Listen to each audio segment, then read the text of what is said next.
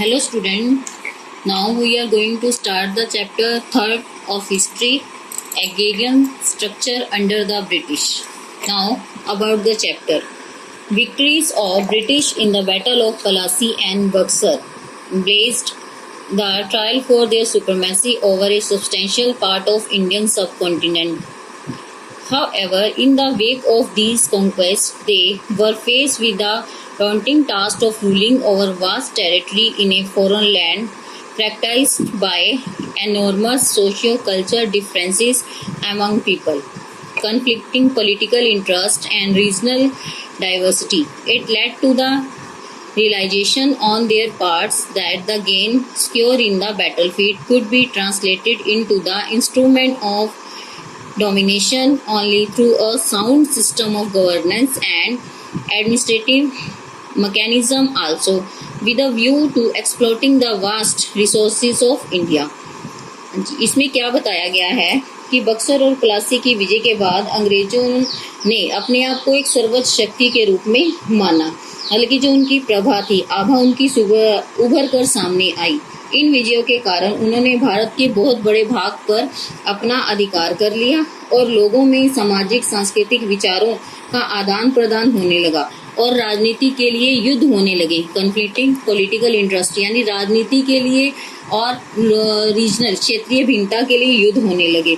लोग राजनीति के लिए युद्ध कर रहे थे तथा क्षेत्रीय भिन्नता थी और उन्होंने उन क्षेत्रों पर अधिकार कर लिया जो युद्ध क्षेत्र में उन्होंने जीत लिए थे और वहां पे उन्होंने अपना शासन स्थापित कर लिया और अपने प्रशासनिक तंत्र की स्थापना की और उन्होंने भारत के बहुत से साधनों का जो है शोषण किया, securing access to its rich and turning it into mercantile colonies to their interest. The company authority needed constant support from a widespread network of administration units and officials operating in close collaboration at different levels. Another major consideration that reinforced the urgency of having effective government at the center assisted by efficient bureaucracy was the frequent outburst of popular discontent against the oppressive colonies' rule, often expressed in the form of violent uprising by a disaffected native community. A prompt administration backed up by properly trained armed force could nip such uprising in the bud. Moreover, there were several regional powers which had the potential to pose grave threat to the colonial interest, and in order to tackle them successfully, the company administration needed constant support from a large standing army with the most weapons and the ammunition.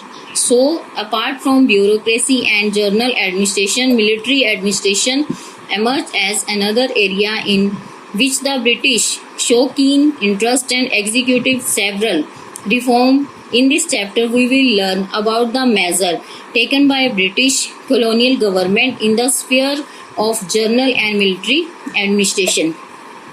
यानी उसके बाद उन्होंने समृद्ध साधनों में प्रवेश किया और अपने अधिकार क्षेत्र में उनको बदल लिया और उन्होंने अपने इंटरेस्ट यानी रुचि के अनुसार उन्हें व्यवसायिक कॉलोनी में बदल दिया। कंपनी के अधिकारियों को एक बहुत बड़ी प्रशासनिक टीम बनाई और जिसमें अधिकारियों की आवश्यकता थी ताकि वे अलग अलग विभागों की देखभाल कर सकें और अलग अलग क्षेत्रों के साथ मिलकर कार्य कर सकें। और इसका दूसरा मुख्य कारण यह था कि वे विचार विमर्श कर सकें कि सेना की शक्ति को किस तरह से बढ़ाया जाए और योग्य तानाशाही सरकार ने प्रभावकारी सरकार की स्थापना की जिससे कि नेटिव समुदाय के लोग यानी कि जो दूसरे समुदाय थे वो उनसे ना खुश थे, यानी वो उनसे बिल्कुल भी खुश नहीं थे क्योंकि जिस तरह से उन्होंने उन कॉलोनीज पर अपना अधिकार कर रखा था। एक अच्छे प्रशासन के लिए उन्हें अब एक अच्छी सेना की जरूरत थी और लेकिन जिसकी वृद्धि पर उन्होंने रोक लगा दी थी। उस समय बहुत सी क्षेत्रीय शक्तियां उभर कर सामने आई जिन्होंने उपनिवेशों के लिए संभावित शक्तियों को छीनने की धमकी दी, लेकिन उन्होंने इस प्रॉब्लम को भी यानी कि समस्या को भी सफलतापूर्वक हल कर लिया और कंपनी के अनुसार उन्होंने अब अपनी एक योग्य सेना बनाई और उसमें बहुत से हथियार और युद्ध सामग्री तैयार की। इसमें तानाशाही प्रशासन, जनरल प्रशासन, सैनिक प्रशासन सभी लोगों ने अपना योगदान दिया और ब्रिटिश लोगों ने अब इन प्रदेशों में रुचि लेनी शुरू कर दी तथा सुधारों की प्रक्रिया को तेज कर दिया। इस तरह से हम देखेंगे कि ब्रिटिश उपनिवेशी सरकार सामान्य तथा सैनिक प्रशासन पर उन्होंने अपना पूरी तरह से अधिकार कर लिया। Now glossary. Framework, principle, mandatory, compulsory, subjugation, force submission by other, यानी दूसरों पर फोर्स से यानी कि किसी के जबरदस्ती अधिकार करना। Pave the law for created a situation in which something can happen. Hostile, aggressive, merge, united, bulk, majority, masses, common people, notorious, well known for some bad quality, compile, put together, digest, summary, concession, reduction in amount of money that has to be paid. Intermediaries, people who act as link between parties, लोग जो हैं एक party में मिलकर काम करते हैं। In the beginning, the administration of British territory was entirely in the hands of the company.